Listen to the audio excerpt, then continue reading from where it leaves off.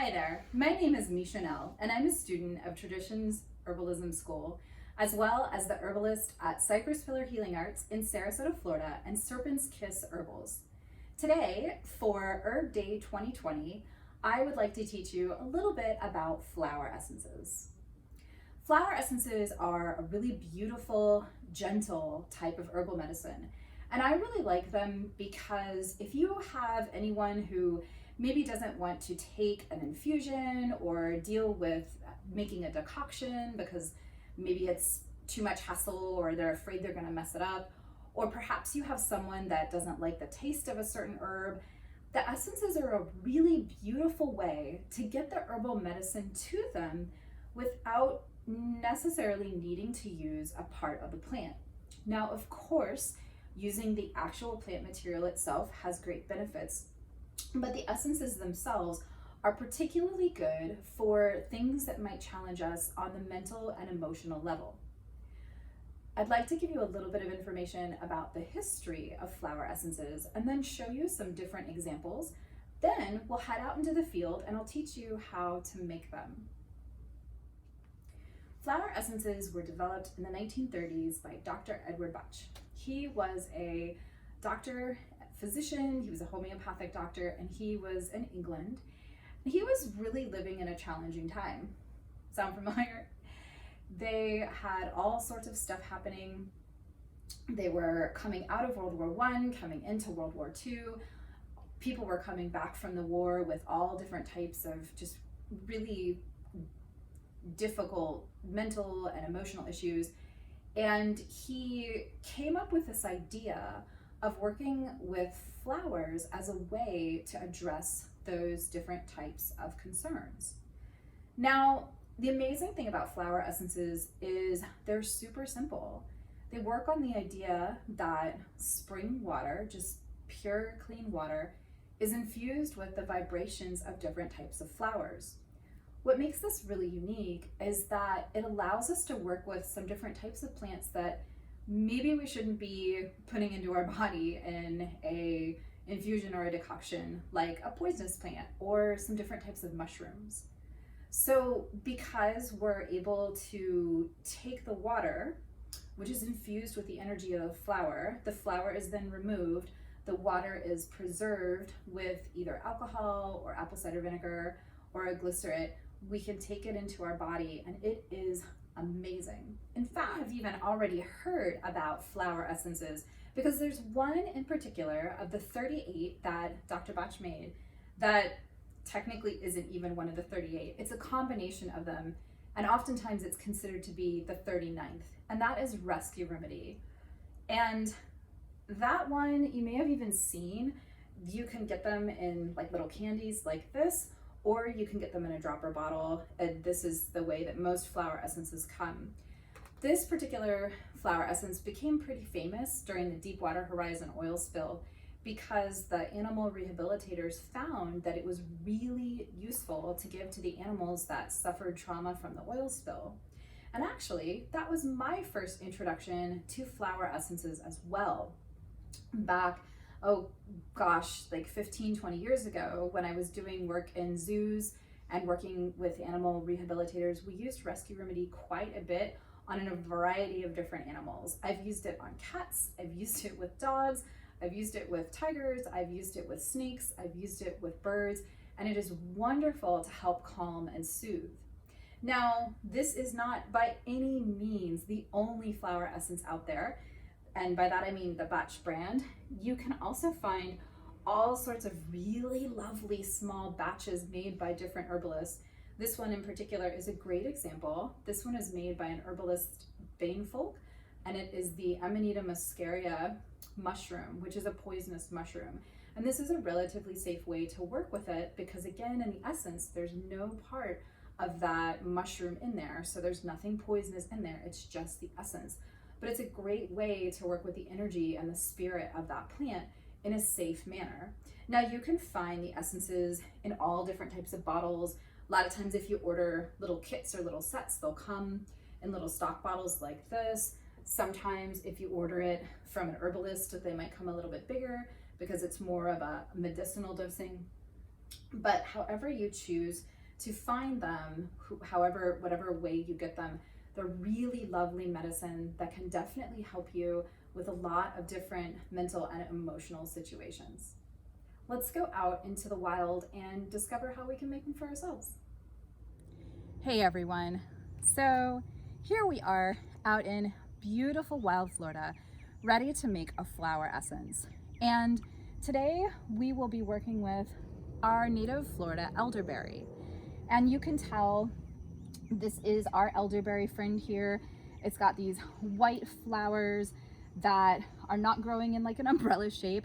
That's a different plant, that's water hemlock. But these really cheery little white flowers. We even have, if you look past me, there's some little berries, which is a great indication that this is elderberry. And the leaves are oval shaped with pointed tips. They're serrated on the edges. We've got their opposite growing down on there. So we know for sure this is elderberry. And right there, whenever you make a flower essence, that's the first thing you want to do is make sure you know exactly which plant you're working with.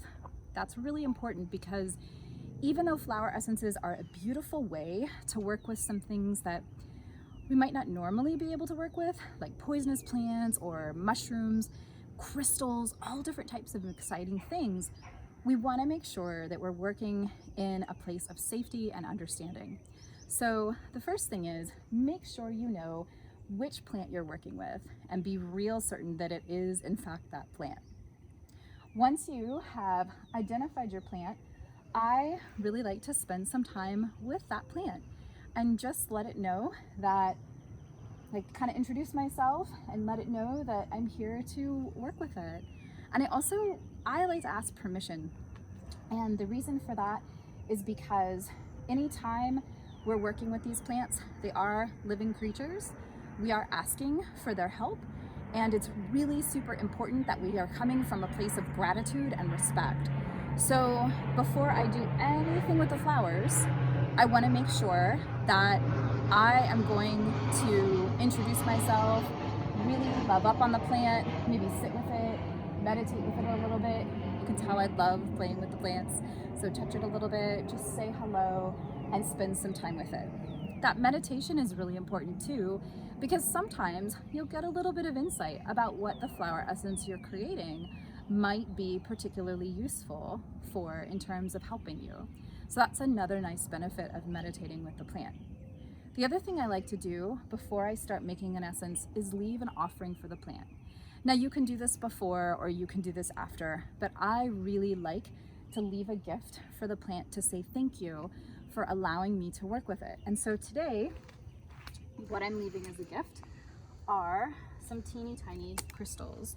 So these are just itty bitty little quartz points. You can get them really affordably online, and you can kind of see they're just little itty bitties. Actually that one's pretty big. And so since that's what came out of the bag, that is what I'm gonna leave for my elder friend in great appreciation of it working with me. So I like to tuck the crystals into the trees if I leave it with crystals. That makes me really happy, and the trees always seem to like it too. You can also leave, that one fell, with that's totally okay. You can also leave a strand of hair. You can leave really anything that just feels right. I just recommend don't leave things that might not seem so great, like trash or anything like that. But whatever you can leave to let the plant know how much you appreciate it and how grateful you are to work with it is always a nice thing to be able to do. Now let's make that flower essence.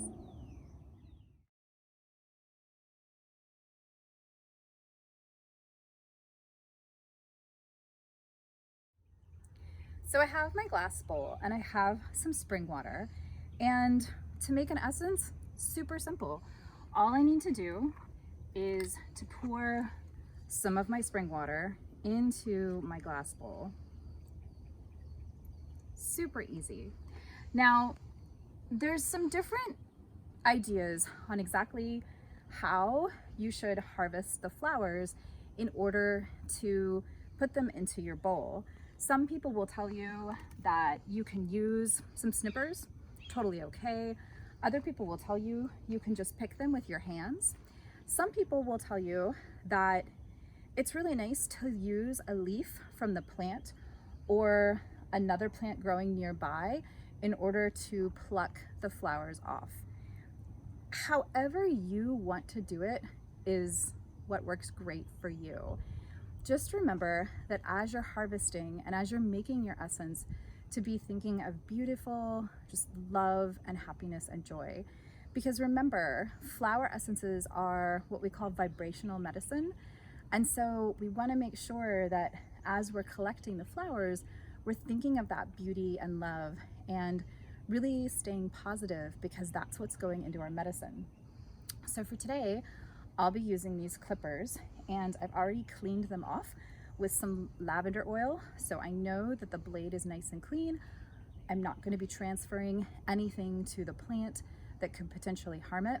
And I've already sat with the plant. I've let it know that I am coming to it with great love, and I've asked its permission to work with it today. And so now I will snip off this part of the flower, and into the bowl it goes. So you can see it landed flower side down. That's okay.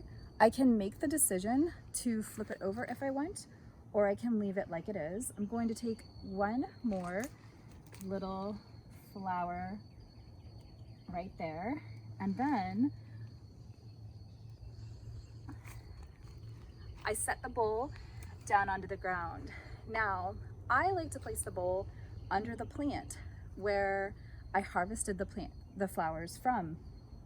If I was really worried about the fact that the flowers are upside down, I absolutely could take this leaf that I asked the elder for, and I could really easily just turn them upside down, no problem. That way, I'm not touching the flowers, the leaf itself is. And you can see the flowers are nice and happy and sitting in the water. Now, we often talk about trying to have the flowers float on the water, and so that is something you can think about as well. And many times, people who make flower essences will tell you to cover the entire surface of the bowl if you can. Today, because this is a demonstration essence, I want to leave as many flowers on the plant as I can. So this is all that I'm going to take. So once I have my flowers in the bowl, I want to put them with the plant. Now, today is not the best day to do a flower essence. It's totally overcast, there's no sun, and it's also about 3 o'clock in the afternoon. Really, when we want to do a flower essence, we'd want to try to do it around 9 in the morning and leave the essence sit for about 3 to 4 hours. So let's say like 8 to 11 or 9 to 12 is really the optimal time to make your essence. But for today, again, because we're doing a demonstration, we'll pretend that it's a beautiful, clear, sunny day. When I put my bowl on the ground under the mama plant, I want to make sure that I'm putting it in an area where no other things will cast a shadow over it. So I'm going to come down to the ground and find a good place for it. So the actual elder tree itself, the branches, if you trace them all the way back, it's actually down growing almost to the water down here. So if there weren't a lot of other trees around it, I would want to set the bowl kind of close to the base. But if I do that, it's going to be in the shade, and I really want to try to get it in as much sun as possible. So just a little, like just right here down in the dirt is totally okay. I might want to move some of these leaves that are here just so that nothing will cast a shadow on it, so that it can get as much sunlight as possible. But that's it. That's all I have to do to start my mother essence. I'll leave it in the sunlight for about 3 to 4 hours, and we'll collect it, head back to the classroom, and take the next steps. Welcome back, everyone. Now that we have let our flowers sit in our spring water out in the sunlight for about 3 to 4 hours, it's time to make our mother essence. Today, I'm doing it in an indoor setting for you. You can, of course, do this out in the wild. It would be pretty much the same, but for our purposes of being able to show you how to do it, it's a little bit easier if I do it inside. So I have my essence sitting here, and I actually have set up almost like a little crystal altar to just let it infuse with a little bit of crystal energy as well. So the glass bowl has been sitting on an amethyst, like little plate, and it's been surrounded in rose quartz. One of the things that's important to remember when you're making your flower essences is intention is super important. So when we're harvesting our flowers, when we're putting them into the water, even when we're pouring the water into our bowl, we really want to hold love and the idea of just making beautiful medicine in our heart. Well, if we take the bowl then, and maybe when we're preparing to make the essence ourselves, when we're getting ready to actually put the mother essence into the jar, we can add to that intention by bringing in crystal allies as well. And so as I hold that intention in my heart of just beauty and love and really making just a really beautiful piece of medicine, I also am allowing the beautiful energies from the amethyst and the rose quartz to infuse into the water as well. And let me be clear, I'm not allowing anything to happen. That was the wrong word. I'm actually asking for that to happen. So adding in those crystal allies can really bring in a beautiful element. For the next step of the process, I need a container. Today I have just a regular old mason jar that works just fine. You can see here, this is a mother essence that I made last year. It's from the Sacred Tobacco, the Nicotania rustica. So it's in an amber glass bottle. Anything like that will work. And I'm a big fan of use what you got on hand. It doesn't have to be fancy. So super plain old mason jar, totally okay. To make the mother essence, what we want to do is get the flowers out of the bowl now. And for elder, it's a little tough because they are so tiny. So I have a leaf that I asked Mother Elder if I could use, and I'm going to just use the leaf to kind of carefully pluck out the flowers. And my goal is to try to not touch them with my human hands. So I'm using something that came from the plant itself in order to get that out of there. Now this can be kind of hard, and you'll notice I just sort of dropped it into the water. That's okay, sometimes that happens. But I'm going to at least try to get the big pieces out. And it's okay. Sometimes they can be kind of tricksy. I can actually feel like the laughter coming off of this right now because it is sunken into the bowl and it's not gonna happen. But that's okay, because the next step of the process, if I can skim off as many of these flowers as I can, and just kind of pulling them out and putting them outside of the bowl, the next step is completely and totally straining this. So I like to use a funnel and a coffee filter, or several. In this case, I'm going to use 2 because I do have some pretty big pieces of plant matter in there. Remember, in a flower essence, the goal is to not have any organic material in there. So I do want to strain this since I'm having a little bit of trouble getting those plant pieces out of there. So again, I'm going to try really hard not to touch any of the water and just pour it in here and let it filter out. I am holding the filter up so that the weight of the water and the weight of the flowers doesn't pull it down. And then I just let that come into the jar. And it does take a little bit of time. So I like to whistle or to hum to my medicine.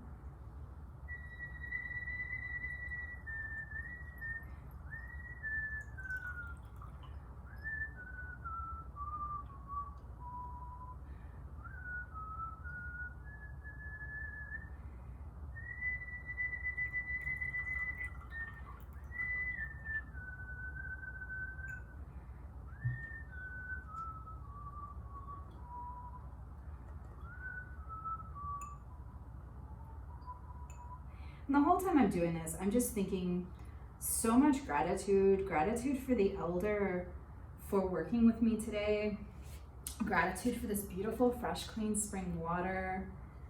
I just am looking at these little tiny white flowers and they just feel so joyful and so sweet. And I'm just enjoying that. And as I'm holding the coffee filter, all I'm doing is moving it just a little bit with joy in my heart so that as much of that water can come through the filter into the bottle, or jar rather. I'm just gonna keep an eye on that, letting the last little bit come through. And once that's done, I am going to take the elder that's left. And if I was doing this in the wild, I would take this back to the plant that it came from and give it back to the plant, and that's when I would leave my offering.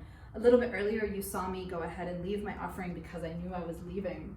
But it just so happens that I have an elder plant that's close by, so I'll be taking this back out there to that plant in order to give it back to the nature that it came from. And I'll do that with, again, gratitude and love in my heart. So now that I have that nice and clean, I need to put something into my mother essence to fix the jar, or excuse me, to fix the mother essence. So I have a couple different options. Traditionally, the batch flower essences were made with brandy. And the idea was that the alcohol would help kind of fix the molecules, fix the vibration of the flowers, and also, quite frankly, it'll kill anything that's in there that maybe you don't want in there. Now, not everybody wants to work with alcohol, and that's totally okay. You can use a vegetable glycerin, or you can use apple cider vinegar. Just remember, if you don't use alcohol, you'll probably want to store it in the fridge, and the shelf life will be closer to a year than the 3 or 4 years or longer that you can get out of an essence if you're using your alcohol. You'll want to have about a 50-50 mixture. So you can see this is just a little bit under 6 ounces. So I'm going to go ahead and fill it up to the 1 cup line. So using a mason jar like this with marks on it makes it super helpful. So in goes my alcohol. Beautiful. Thank you, thank you, thank you. Beautiful alcohol for being here and being present and helping me to make this essence. And now this is my mother essence. Now, the most important thing that you need next for your mother essence is your label. Do not forget to do this. Try really, really hard to have it sitting with you so that right then, right as you're making it, you can label it. So for me, I always write the plant name on it, the date, and then I also like to write anything significant that happened. So I might write down that today we're coming out of a new moon, and it's currently the moon is in Gemini, moving into full. I might write down, actually I would write down, because I am going to keep this essence, that it was overcast. I do believe very strongly that the sun is super important to the essences, but the way I make my essences, I also think that the weather can be really beautiful and something that you can weave into your essences as well. So for me, yeah, we didn't have a lot of sunlight, but that's okay. I'm gonna make note that it was overcast and allow some of that overcast energy to come in, making this a really sweet, gentle essence as well. And I'm going to note that when I was making this essence, I saw a bunch of spiders. And you've seen that a little bit earlier in the video as well, because they were everywhere, and it really feels like some of that spider energy wants to come into this essence as well. Once I get that written on my label, I'll put it on my jar, and then I'll put it in with my other mother essences, which I keep in a cabinet in my treatment room. And if you're curious what that looks like, this is the mother essence from the wild tobacco. That was one of the first flower essences I ever made. And it's just in the jar, and you can see the little tags right there, so I know exactly who it is. Keep in mind, this is your medicine. So when you go to make a flower essence for someone, you don't give them this bottle. You would want to make a stock bottle. So you would take anywhere from 1 to 13 drops of this and add it to a dropper bottle that was a 50-50 mix of spring water and alcohol, or apple cider vinegar or glycerin. That's your stock bottle. And then from that stock bottle, you would make your dosage bottle for someone if you wanted to use it yourself or for another person. And again, from that stock bottle, we usually only take 1 to maybe 3 drops or a little bit more of that stock bottle into your dose bottle. I think a lot of times we like to think of more being better, but in the case of flower essences, less is more. It's really gentle medicine, it's really beautiful, and it's totally okay. Like this one right here, just 1 drop of this is really going to work some powerful medicine for you. So as you're making your essences, just that little bit of water we had in that is going to last us a really long time. And that is a really beautiful thing about this type of medicine. So I hope you've enjoyed this kind of whirlwind tour of the world of flower essences with me. Again, my name is Misha, and I am the herbalist at Serpent's Kiss Herbals for Cypress Pillar Healing Arts in Sarasota, Florida. You can find me on Facebook or on Instagram at MishaKitty78. That's MISHAKITTY 78. You can also find me on the Cypress Pillar Healing Arts Facebook page. And I really enjoy sharing nature, herbalism, magic, tarot, belly dance, all sorts of great stuff. And I love making medicine. So if you're interested in flower essences that have been made using native Florida plants or some of our poisonous tropical and native Florida plants, I would love to send you more information about that. And above all, just know that nature holds great medicine for us. It really is a place where you can learn so much and enjoy the beauty and really reconnect with the magic of the wild and just the inner beauty that all of us have inside of us. So I encourage you to get out there, enjoy nature, and learn to make your own medicine.